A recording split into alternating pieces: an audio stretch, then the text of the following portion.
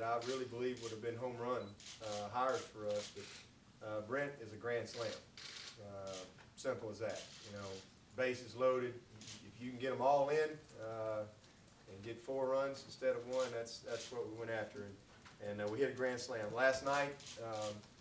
Really great event out in Houston, and had the privilege of being around some spectacular men and coaches. And I called Brent last night from out there because, and Kath was with me, she'll tell you, I'm telling you, to a man, these people were coming up to me and congratulating me. At first, they came up and said congratulations. I thought they were talking about, because we were all out there today, and they were talking about our defensive coordinator. You know, Kevin Sumlin. You know, he's going on and on and on about Brent. So you just can't believe what a great hire you just made. Art Briles came up to me, and Art Briles said, he said, you got the 2 best coordinators in the country. He said, what a great coach.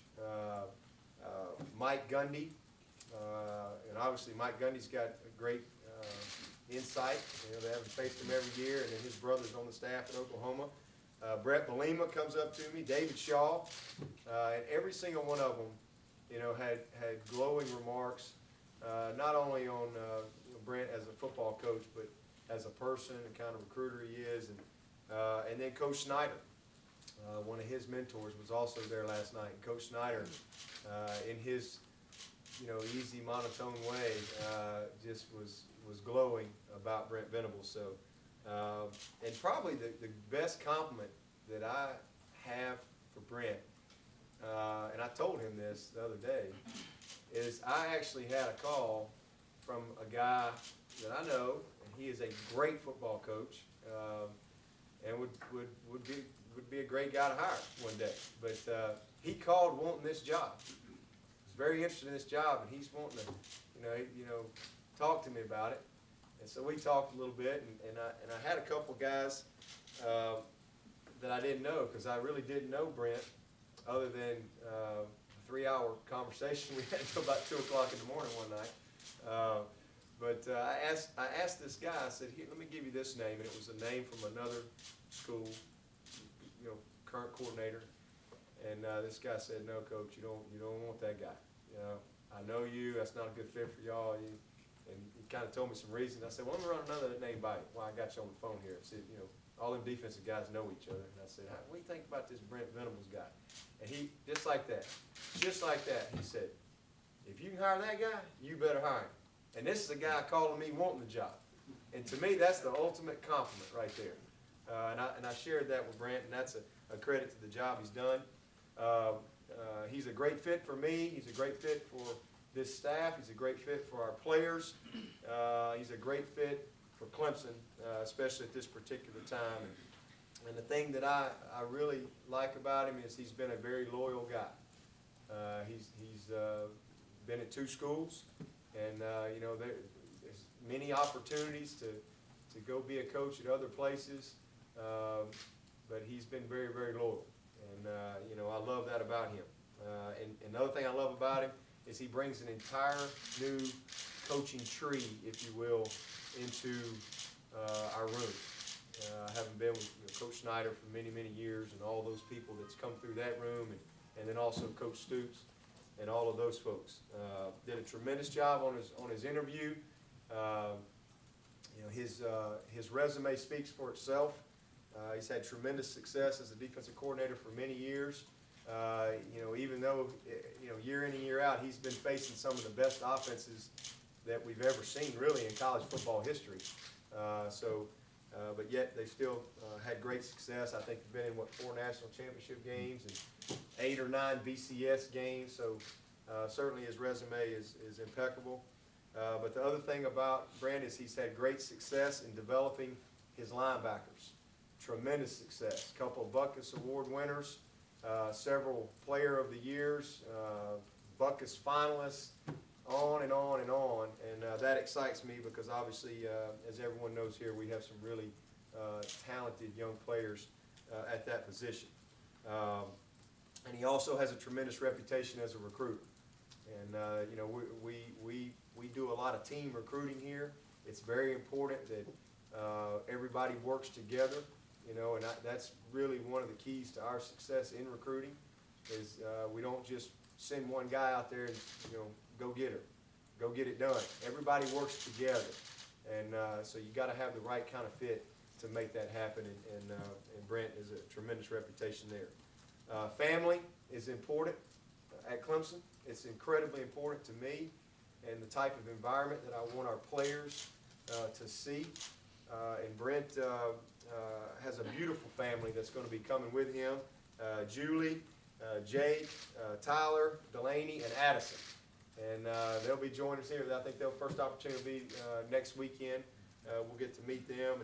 And so, you know, I know that this community and the Clemson Nation will embrace this family, you know, better than anyone. And we're just, again, really excited to have them. You know, it's been a tough year for Brent as I've gotten to know him a little bit and talk through some things. Some of y'all may know he lost his player, his star player, linebacker out there at Oklahoma, I guess back in May. And then the next day, lost his brother. So he's had a very difficult year, and I know that this was a very difficult decision for him to leave Oklahoma and come to Clemson at this particular time. But I think that, you know, sometimes the stars line up right, and you know, fate kind of, I think, takes a part in it, and it was meant to be. And I'm just thankful that he believes in the vision that we have for this program, and he wants to come in here and help us to continue our quest to be the best, if you will. And I'm just so thankful that he'll be here. And also, you know, I want to also thank the rest of our coaches and the help that they've provided in this process. We've got a great defensive staff. You know, Charlie Harbison will continue to be our you know, co-coordinator, and Marion Hobby, you know, will be our co-coordinator for run defense. But Brent Venables will be the man in charge here, and with Marion and Dan and Brent and Cheese, I really think we're going to have as dynamic and as good a defensive staff as there is in the country. And I can't wait to get started this spring and get Brent out there and get him out there in Death Valley for his first game. I told him, you know, kind of a rule here, your first game, you got to run down the hill at Death Valley. So can't wait to see him in our opener. Pressure's on. And with that, I'll turn it over to Brent, or take whatever questions that you may have. Do I get a pair of cleats for that too? I'm incredibly excited to be here. What a great opportunity. You know, Coach Sweeney said it right. I think the stars aligned to make it happen. I was compelled to be here when there was an opening, and as fate had it, Coach Sweeney was right. It was like one of my old college buddies talking on the phone. We're trying to catch up for 3 hours, and it really did. I hung up, and I go to bed early, and I was up well past my bedtime, and close to 2 o'clock in the morning, and I did. I felt juiced. I was energized. I felt like we'd been on the phone for 20 minutes, and he shares a lot of the same things that I do in regards to values, in regards to building a championship program. He's got great infectious energy, very inspiring, and just very upbeat and positive, and he's got a vision that I share, and a vision of success, a vision of championships, and again, he's got the right leadership skills to take us there. When Julie and I came a week ago,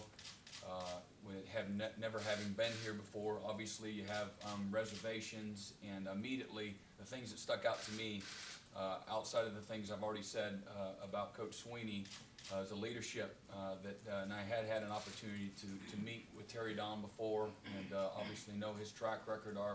We crossed paths a number of times through the history in the old Big 8 and then the Big 12 when him at Oklahoma State.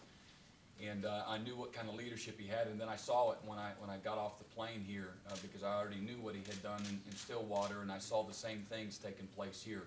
Going through this facility, Woody showed me around, and the first thing that jumped out to me was the pride in this place.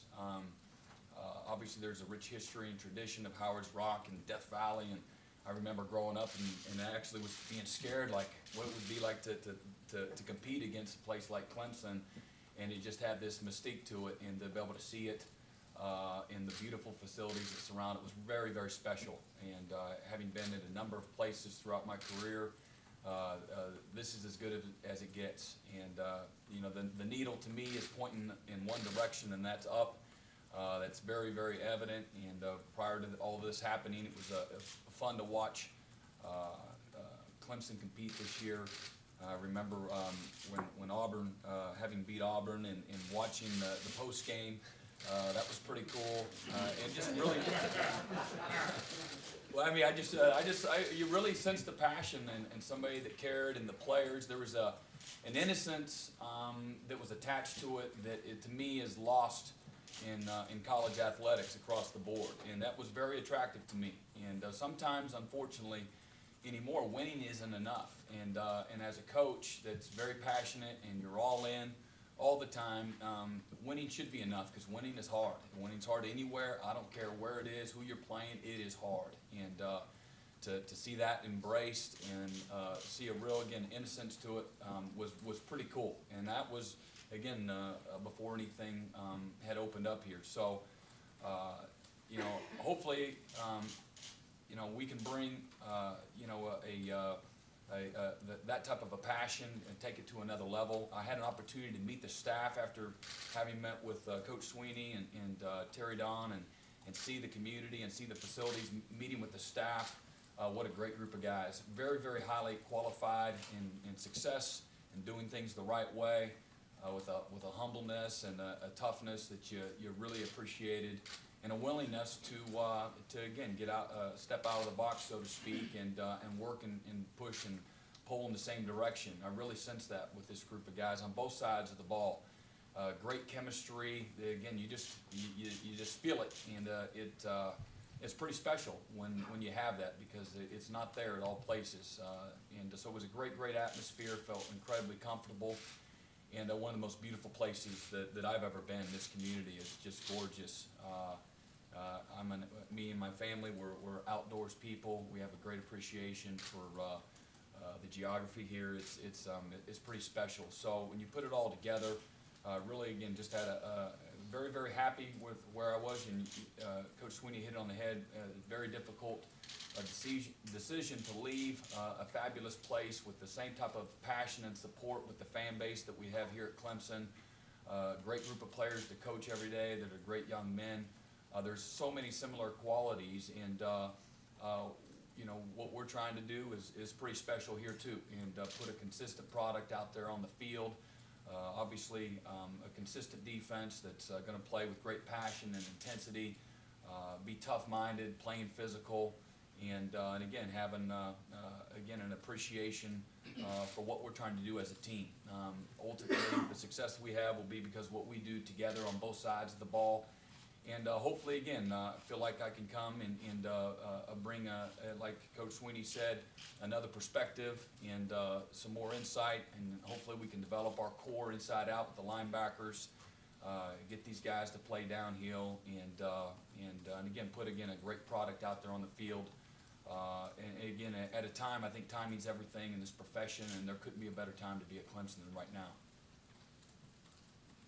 Questions? How'd you get off the phone in just 3 hours with Coach? It was hard. It was hard. It was hard. We both had to get pride. I think his wife was on one end and wanted him to come to bed. My wife was on the other, on one end. But yeah, it was really good. And we've had many more conversations, very much like that. I think we've got a great deal of understanding of each other. It's a very easy, cohesive relationship. I think we have a lot of the same values, both off the field and certainly on the field. And again, as you well know, better than anybody, he's got a great passion and love for this university, and then just to be around young people and helping develop them, mentor them, and lead them, guide them, and hopefully, you know, help create the best experience of their life right here at Clemson. What remind me of, Coach? When did you say this is I forget what day it is. Is Yeah. this Thursday? They're all running This together. is, this is Friday. Yesterday, I'll be honest, when I left here, I knew this is what I needed to do and what I wanted to do. The last hurdle and obstacle was dealing with issues back at in Norman, and you're always looking for a final justification or clarity or peace of mind, all the above, and so you get pulled in back and forth. But I'd be lying if I didn't say it wasn't difficult, and it certainly was for obvious reasons. But then that would have been Wednesday. What did you call and tell him? What did you say to him when you made that call? Gosh, we had so many conversations. Yeah. Well, Well, he has to offer first, Yeah. and then so there's a process, and Yeah. obviously Coach Sweeney had to pay due diligence to the process, and and obviously I had to be respectful to that process, and so Yeah, through our we, multiple conversations. basically talked last Thursday night. Like I said, I originally was planning on talking to him on Friday, and kind of sent him a text message actually, because he kind of reached out and said, hey, I might be interested in talking about this thing, and because I kind of had a plan that I was starting to formulate, and I didn't know Brent, but I think that when you pray for wisdom and you pray for guidance, I think you also have to follow that when it comes your way. And so just simply just send him a text message and say, hey, listen, I understand you may have some interest, and I would love to talk to you. Because it was like 11 o'clock my time. It was late. And next thing, it wasn't 5 seconds. Phone rings, and it's Brent. And I actually love that. And so we talked, and so I made the decision of all the people that I really was focused on. He was the only one that I felt like there was no way we could even really have an intelligent conversation past philosophy and backgrounds and getting to know each other until I got him here. The other guys, they all knew Clemson. I knew them, they knew me, and understood what we were trying to do. And so I didn't necessarily have to have them here. But with Brent, I said, you know what? I was so proud. I hung up the phone. In fact, I told Kat, I said, man, this guy's sharp. I really like him. And, so I wanted to try to get him here as soon as possible. We worked it out, and he and Julie came out. I guess they got here Saturday night. Was here all day Sunday. And just like he said, really, when he left, my gut, my instinct was, this is the guy. And I really didn't know much more about him other than that. And so then, and I just think that you have to go through a process and do your due diligence, and I really needed to talk to a couple other people, but all of a sudden I felt like I needed to, maybe speed that process up, because I knew that, he was in a tough situation out there, and I just needed that confirmation that what was in my gut was the right thing to do. And so, I visited with several people, and ultimately, I think it was Tuesday evening, because I told him I was going to try to make a decision by Tuesday night, and I knew. And plus, I'm on the road trying to recruit. It was really a crazy few days, but so I called him up, and he said he wanted to do it. Then it was a matter of us just kind of getting everything worked out, because obviously he gave up a lot there too, and so we needed to make sure that everything was taken care of, and then the emotional side of it on his end was difficult, and you can all imagine that. But I think that in the end, it was a great decision for both of us and a win-win for both of us, and I'm really thankful for his wife. We got a lot of 5-star wives. I'm giving her 5.5 because she was a big reason for this happening, because I think she was excited about this opportunity as well. So. Brent, when you got the call from Dad about this opportunity, did it go back 3 years ago when you had this meeting with Jerry Don Phillips about this job, and did that play a factor in this at all, or as you? Only knowing Terry Don, and having a comfort level there, knowing that, because I think ultimately your success or failure is all dependent upon the leadership that you have in your administration, and knowing that Terry Don is tied to it and behind it, obviously gives you great comfort. And so without that inside knowledge, you'd have to do more due diligence in regards to the background and who's ultimately supporting you. Brent, how much did the hiring of Mike Stoops have to do with this move, or was this a move you felt you had to make? I mean, not necessarily with Clemson, but did you feel like you had to make a move somewhere after 13 years? People that assume that have no idea, one, how I'm wired, how I think, or how deep seated and rooted our relationship is with their. I'm where I am today because of the Stoops family. Obviously, there's other people that are involved, but nobody went to bat for me more than when Jim Leavitt went to South Florida and started that program. Coach Stoops is the one that said we just need to hire Brent, and was adamant. And so I'd go to Coach Snyder about every 2 days, and I says, "What do you think?" And he goes, "I gotta get through these 40 resumes plus." And I'd go in 2 days later, and he goes, he'd start laughing at me, "Not yet." And Mike could go down there and tell him, "You're crazy. This is the guy." And then of course I lived with Mike for a year plus. Give the shirt off his back. I know what he's about. I know him as good as anybody. And again, we worked through a lot of things, but one thing that was never ever an issue was how we would work together. I was excited about that opportunity. I'm actually the one that tell Coach Stoops that I think that would improve us, make us better for obvious reasons. Two sets of eyes that think alike, that have the same philosophy, the same foundation, that have the same passion for winning and eagerness to work and get it done are certainly better than one. And I recognize that more than anybody. I've never been a guy that cares about who gets the credit. Ultimately, you want to put a great product out there on the field. However, you got to get it done, and ultimately, it's going to be because of the work of many people, coaches and players alike. And it's never one single guy. When things go great, everybody wants to give you the credit. There's no magical calls out there. You've got to get. There's certain principles that you got to do on both sides of the ball, playing. And if you execute and play with discipline and you're physical, good things will happen on both sides of the ball. But anyway, the dynamics were something that I embraced, and things were going to Bob and Joe Castiglione and President Bourne were going to go out of their way to make sure that it was really good for me, and I had no issues with it. It was them going above and beyond the call of duty to make sure that that I understood, my place, my value, and how much they appreciated me, and I was incredibly humbled by it. But I was all set to stay. So those dynamics happened even before the end of the season, so this happened obviously well after that, and it was just a chance of fate. This was.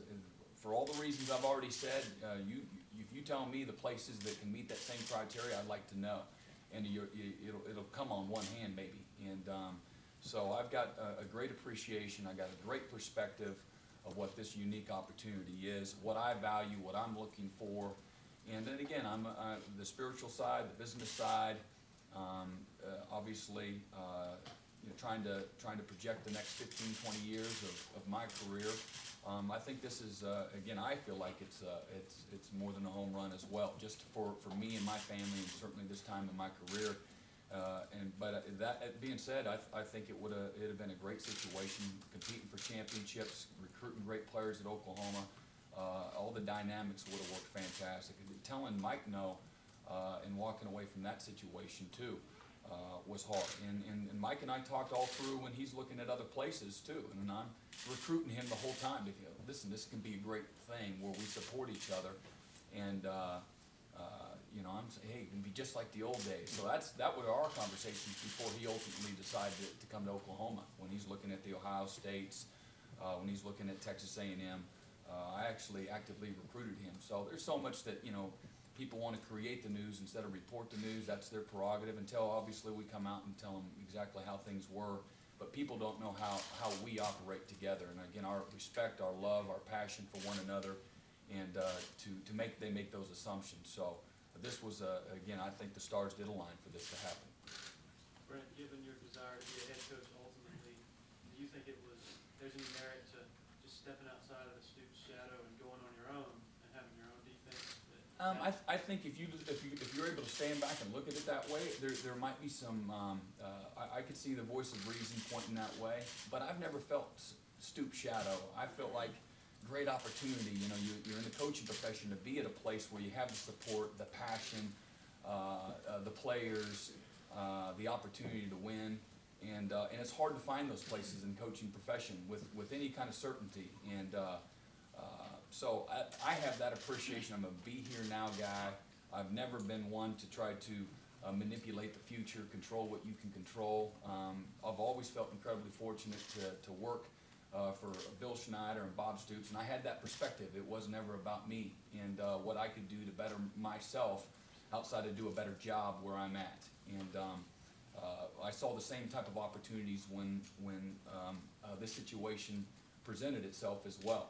Everything that I just said that you're looking for that are hard to find in the coaching profession. So the quality of life is obviously second to none here.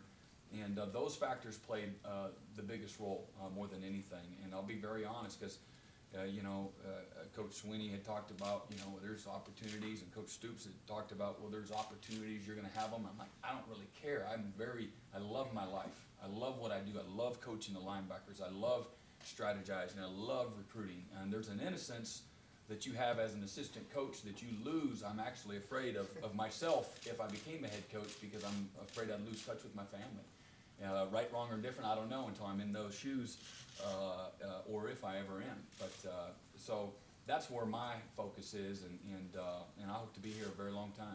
With all the success at Oklahoma, with all the BCS bowl games, the national title games, I'm assuming you wouldn't take this job if you didn't think this program was headed in that sort of direction? Absolutely. We'll win, and I've got great confidence for all the obvious reasons. Location players, leadership, passionate fans, facilities, the eagerness and willingness to work for it, and again, like I said, I really feel like the needle's pointed in one direction, and I sense that with the group of coaches that are quality men, quality leaders, experienced at winning, and success will ultimately follow. And they've had great success here. They've played great defense here. They've had shared the division title, won the ACC. And again, great things are already happening, and there's no reason to believe they won't continue and continue to push forward. And again, that's the whole thing. I really felt from everybody involved that there was no satisfaction going on here. And I think the ability to stay on top and to have an opportunity to compete is when, regardless of the success that you have, that people aren't satisfied, that you stay hungry and you want more. And I really sense that from everybody. What are your thoughts on the defense you inherit, the personnel, and overall, and also the linebackers? It's hard to say. I do know I'm aware of the three young backers that were highly regarded from a year ago. Stephon Anthony, Tony Stewart, and they're all very, very talented guys. I've watched zero video trying to get that done as we speak and start to evaluate. I do know it's got a great foundation, a young group of players that are talented, that are eager to work, have a willingness to work, along with some of the returning guys. I think there's maybe 7 returning starters, and it all starts up front, so that'll be the focus immediately. Losing, I think, 3 guys up front, and any good football team that I've been around on both sides of the ball, you've got to physically win at the line of scrimmage, and then everywhere else you can get away with good players. They don't have to be, the best players. But if you're not winning up front, then it's going to be hard on a consistent basis to be really good. So, again, I really don't have an answer for that other than I do know that there's a bunch of good players that are talented that I think more than not are the foundation or a group of young players. And great opportunity for young players coming in right now, out of high school right now, and a fabulous opportunity to come in here and contribute as a young player. What kind of scheme do you want to run up here? We'll base out of a 4-3. Our foundation is going to have gap integrity, stop the run, put pressure, and disrupt the quarterback. make people predictable. We'll give them different looks, but we're going to put a lot of pressure. We're an aggressive defense. We won't be real passive, but at the same time, you can't blitz to stop people. You got to have a foundation, and the foundation of fundamentals and technique, playing with great effort, being tough-minded, playing with intelligence.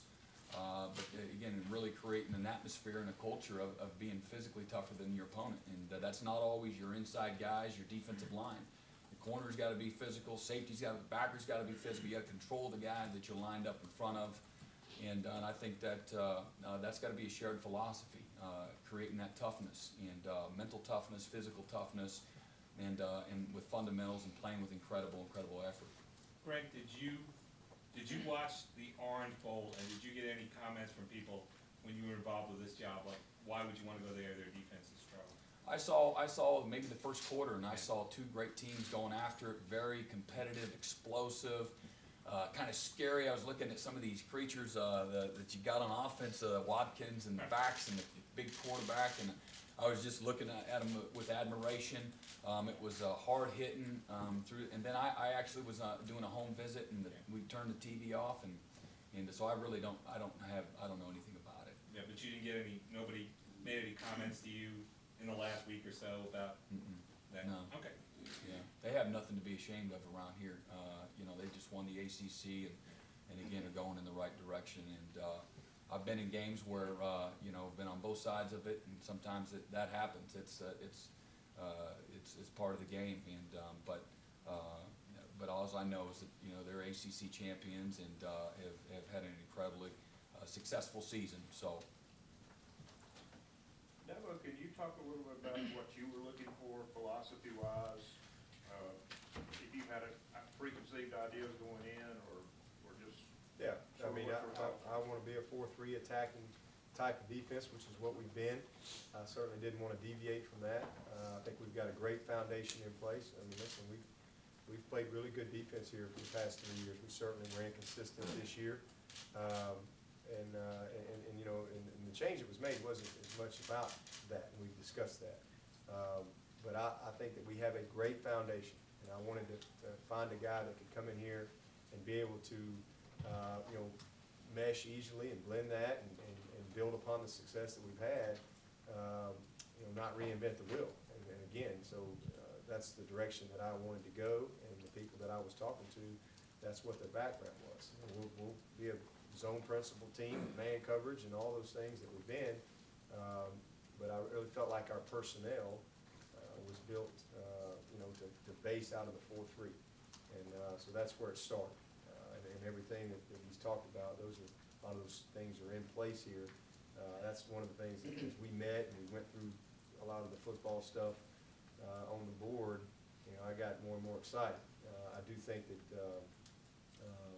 he's going to bring some really unique things because he's had great experience with spread teams, with really athletic quarterbacks.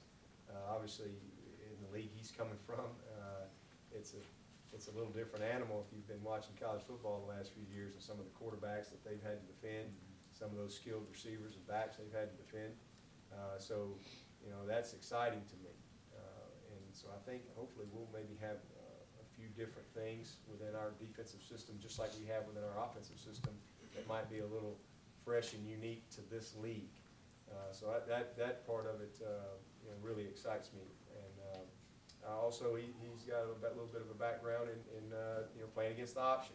That's something that's important, something that we discuss, because obviously we've got that element in this league. So he really brought everything to the table that I was looking for from a football knowledge standpoint, schematically, all that, but more importantly, just how he will teach it, and his personality that'll go along with it, the type of chemistry that we're going to have, and then his development of his players was just impressive. Incredibly impressive. You got to have good players, and he's had good players, but you got to coach them up too, and he's done a great job doing that. Brent, have you spent much time recruiting this area, maybe this state, Florida, Georgia, North Carolina areas that Clemson tends to recruit? Here's my take on that. I can go anywhere, and it's about being a people person. developing relationships, people that you either sincere or not, people either trust you or they don't, people either sense your passion or they don't, I think that's a strength of mine. So I'll have to, pull out an atlas and be able to use the navigation system. I've actually had some experience in the last couple of years in the DC, the Baltimore, the Virginias. I've recruited up in Jersey from Oklahoma. Used to recruit in Florida, and I was at Kansas State. I had Miami, Fort Lauderdale, West Palm Beach. I've recruited Tampa even this year, in years past as well. At Oklahoma, we actually recruited a little bit more nationally, so I've been into Atlanta. But again, there's, I don't have the deep-seated relationships that, again, ultimately are my responsibility to develop, but I'll go anywhere to recruit. It doesn't really matter. Follow the players and then develop the relationships from there. Dabo, how did you, I think last year when you hired Chad, you said you kind of started initially just going around the NCAA stats, see who's at the top. How did you first arrive at Brent Venables or targeting them as a candidate? Yeah, well, I really originally had, like I said, as I started developing my list that Thursday, once the decision was made that there's going to be a change, Brent was being pursued by a couple other people actually, and he actually reached out and just expressed an interest, and so then I immediately, we got a guy of that caliber that's interested, and again, there was some tremendous, I didn't really have to go anywhere, to be honest with you, because the phone was ringing off the hook, and there were some very, very quality coaches with great jobs that were calling, wanting to talk about this job.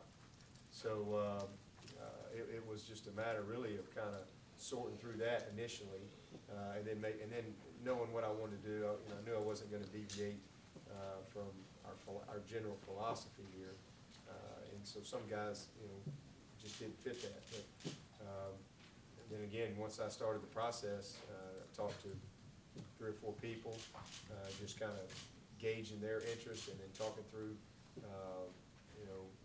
the football side of things. And then when I talked to Brent that night, I felt like, I really like this guy. The other guys, I would have been able to have gotten to them later. I wanted to get him in here first because we weren't going to be able to get to the next level if I didn't get him here. It was just until he could feel it, touch it, see it, smell it. We weren't gonna. We were just gonna have a great conversation, and so that was huge. And then it was just a matter of me sorting through the other guys and talking to them and kind of confirming to myself, what was in my gut. And then once I made that decision, I wanted to really do my due diligence and talk to a lot of people that know Brent. And again, in fact, I even told the staff, I said, y'all go find something bad on this guy. I said, I just need something. I can't find anything bad on him. And then last night, was really great because just over and over and over, just a very consistent. And some of these people have worked with him, but a lot of them have been competitors against him. They've recruited against him, they've coached against him. And when you have the type of people that I talked to saying the things that they said, you got a great guy. So and then the way he presented himself on the interview was incredibly professional and knowledgeable and just a great fit. Were there any other candidates that you went in depth with? Did you let Brent bring him here, or the rest of it over the phone? No, it was all on the phone, and again, they were people that I could do that with. It wasn't like I needed to sit down with them. I knew knew them very well. I had a very good comfort zone for who they were, what they would represent. They knew Clemson. It was just a matter of is it the right fit or not. So it really moved pretty quickly after Brent left here because I was, sometimes you just know, and I just really felt like this is the guy. And then it was just a matter of going through the process and making sure I still felt like that. After I did that, and once I did, I was even more strong in my conviction that Brent was the guy. And And that's why I was gonna wait till I flew home. I was actually literally taking off, and, I was gonna wait till I got home and call him. But I called him, I was probably 2,000 feet in the air, and I said, hey, I may cut off here, but are you ready to be a Tiger? And then we continued that conversation later, but, I was jacked up. I didn't wanna wait. I knew then that this is the direction. And, it's just kind of been confirmed over and over and over since that time. Brent, who are some of the guys at Oklahoma you recruited that you're most proud to have brought in, and what more can you tell me about your approach or philosophy when it comes to art and science of recruiting? Well, obviously, you're closest with